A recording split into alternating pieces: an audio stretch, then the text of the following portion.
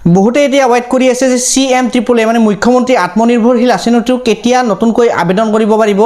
যিহেতু ইলেকশ্যনৰ আগত 11 মাৰ্চ তাৰিখে এই অনলাইন আবেদনটো মুকলি কৰি দিয়া হৈছিল। গতিকে ইলেকশ্যনৰ বাবে এই যিটো অনলাইন আবেদন প্ৰক্ৰিয়া CM-AAA মুখ্যমন্ত্ৰী আত্মনিৰ্ভৰশীল আঁচনিৰ যিটো অনলাইন আবেদন প্ৰক্ৰিয়া সেইটো ইলেকশ্যনৰ বাবে স্থগিত ৰখা হৈছিল। কিন্তু এতিয়া বহুতে সুধি আছে যে নতুনকৈ আৰু কেতিয়া আবেদন প্ৰক্ৰিয়া আৰম্ভ হ'ব। এই আঁচনিটো কেতিয়া নতুনকৈ অনলাইন আবেদন প্ৰক্ৰিয়া মুকলি হ'ব সেইটো মই আপোনালোকক পিছত কৈ আছোঁ। তাৰ আগত মই আপোনালোকক ক'ম যে এই আঁচনিটো এপ্লাই কৰিবলৈ হ'লে আপোনালোকক কি নথিপত্ৰৰ প্ৰয়োজন। বহুতে এই নথিপত্ৰখিনি নোহোৱাৰ ফলত কি হয় অনলাইন আবেদন প্ৰক্ৰিয়া কৰিব নোৱাৰে। তাৰ ফলত কি হয় এই আঁচনিটোৰ পৰা স্থগিত হৈ পৰে বা তেওঁলোকে অনলাইন কৰিব নোৱাৰে। তো এই অনলাইনটো কৰিবলৈ হ'লে আপোনালোকক কিছুমান নথিপত্ৰৰ প্ৰয়োজন। এই নথিপত্ৰখিনি আপোনালোকৰ যদি নাথাকে আপোনালোকে অনলাইন কৰিব নোৱাৰিব। গতিকে এই অনলাইন কৰাৰ আগত আপোনালোকে এই নথিপত্ৰখিনি আগতে সংগ্ৰহ কৰি লওক, অনলাইন কৰি লওক।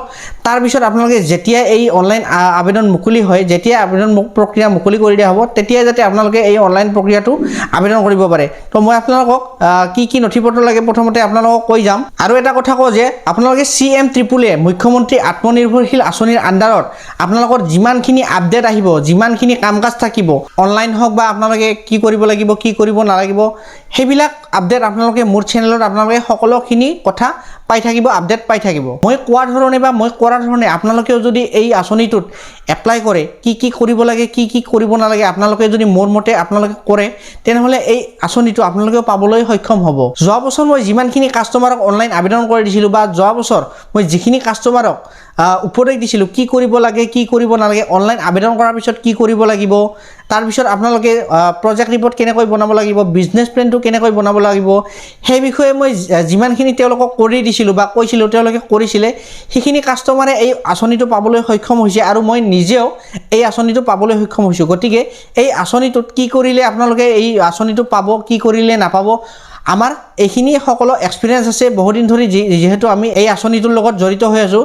গতিকে আপোনালোকে যদি আমি কোৱা মতে কৰে বা আমি যিখিনি আপোনালোকক উপদেশ দিওঁ সেইমতে যদি আপোনালোকে এই আঁচনিটোৰ কামবিলাক কৰে তেনেহ'লে আপোনালোকেও এই আঁচনিটো পাবলৈ সক্ষম হ'ব। অনলাইন আবেদন কৰাৰ পিছত বহুতো সৰু সুৰা কিছুমান কাম থাকে, সেইখিনি কাম আপোনালোকক হয়তো কোনো ইউটিউব চেনেলত আপোনালোকে নাপাব। মোৰ চেনেলত আপোনালোকে সম্পূৰ্ণ আপডেট পাই থাকিব। অনলাইন কৰাৰ পিছত আপোনালোকে কি কাম কৰিব লাগিব।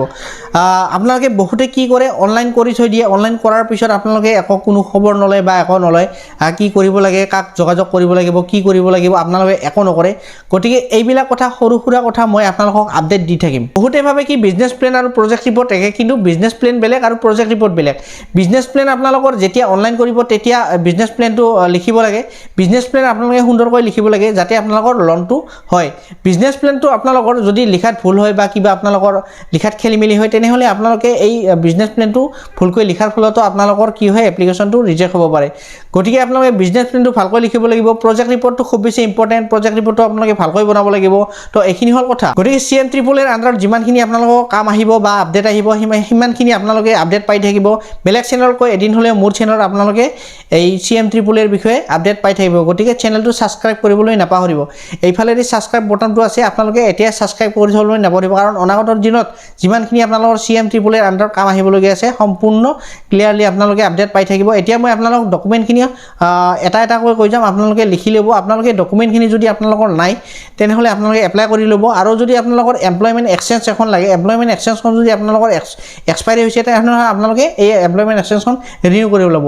তো আগতে মই এতিয়া চিৰিয়েলিভাৱে আপোনালোকক কৈ আছোঁ যে নথিপত্ৰখিনি কি লাগিব। প্ৰথমতে লাগিব আপোনালোকক আইডেণ্টিটি প্ৰুফ। আইডেণ্টিটি প্ৰুফত আপোনালোকে কি দিব পাৰিব, আধাৰ কাৰ্ড। দ্বিতীয়তে লাগিব আপোনালোকক এড্ৰেছ প্ৰুফ। এড্ৰেছ প্ৰুফত আপোনালোকে কি দিব পাৰিব, ভোটাৰ ID। ভোটাৰ ID কাৰ্ডখন দিলে আপোনালোকৰ এড্ৰেছ প্ৰুফ হৈ যাব। আৰু 3 নম্বৰত লাগিব আপোনালোকৰ এডুকেশ্যন চাৰ্টিফিকেট। এডুকেশ্যন চাৰ্টিফিকেট মানে আপোনালোকে যদি মেট্ৰিক পাছ কৰিছে তেনেহ'লে আপোনালোকে মেট্ৰিক পাছৰ চাৰ্টিফিকেটখন দিব পাৰিব। আৰু যদি আপোনালোকে হাই ছেকেণ্ডেৰী পাছ কৰিছে হাই ছেকেণ্ডেৰী মাৰ্কশ্বিটখন দিব পাৰিব। আৰু যদি আপোনালোকে গ্ৰেজুৱেশ্যন কৰিছে তেনেহ'লে আপোনালোকে গ্ৰেজুৱেশ্যনৰ মাৰ্কশ্বিটখন দিব পাৰিব। 4 নম্বৰত লাগিব আপোনালোকৰ এমপ্লয়মেণ্ট এক্সচেঞ্জ কাৰ্ড। বহুতে এমপ্লয়মেণ্ট এক্সচেঞ্জ কাৰ্ড নাজানে বা আপোনালোকে এমপ্লয়মেণ্ট এক্সচেঞ্জ কাৰ্ডখন যদি এতিয়াও এপ্লাই কৰা নাই তেনেহ'লে এপ্লাই কৰি ল'ব।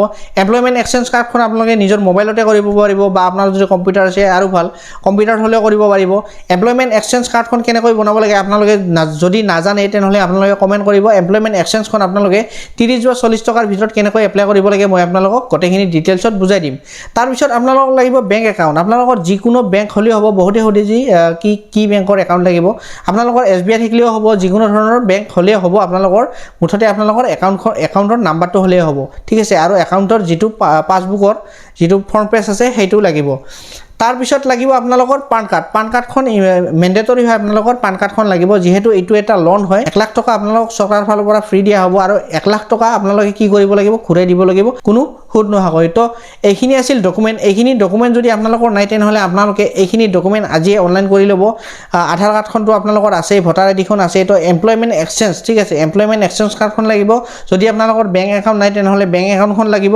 আৰু যদি আপোনালোকৰ পান কাৰ্ডখন নাই তেনেহ'লে পান কাৰ্ডখন আপোনালোকে বনাই ল'ব তো এইখিনি আছিল ডকুমেণ্ট তো এতিয়া কথাটো হ'ল CM-AAA মুখ্যমন্ত্ৰী আত্মনিৰ্ভৰশীল আঁচনিটো কেতিয়া অনলাইন আবেদন কৰিব কেতিয়া নতুনকৈ আবেদন কৰিব এইটো হ'ল আপোনালোকৰ মে' মাহ তো মে' মাহত আপোনালোকে নাপাব জুন মাহতো নাহে তো জুলাইৰ পৰা জুলাই আগষ্টত আপোনালোকৰ এইটো CM-AAA মুখ্যমন্ত্ৰী আত্মনিৰ্ভৰশীল আঁচনিটো নতুনকৈ অনলাইন আবেদন প্ৰক্ৰিয়া আহিব পাৰে এতিয়ালৈকে চৰকাৰে ফাইনেল ডিচিজন লোৱা নাই বা চৰকাৰে এইটো এনাউন্সমেণ্ট কৰা নাই কথা চলি আছে যেতিয়াই এইটো আপডেট আহে যেতিয়াই CM-AAA আপডেট আহে মই আপোনালোকক তৎক্ষণাত জনাই দিম গতিকে এইখিনি আপোনালোকে নথিপত্ৰ সংগ্ৰহ কৰি ল'ব অনলাইন কৰি ল'ব আজিলৈ ধন্যবাদ লগ পাম নেক্সট ভিডিঅ'ত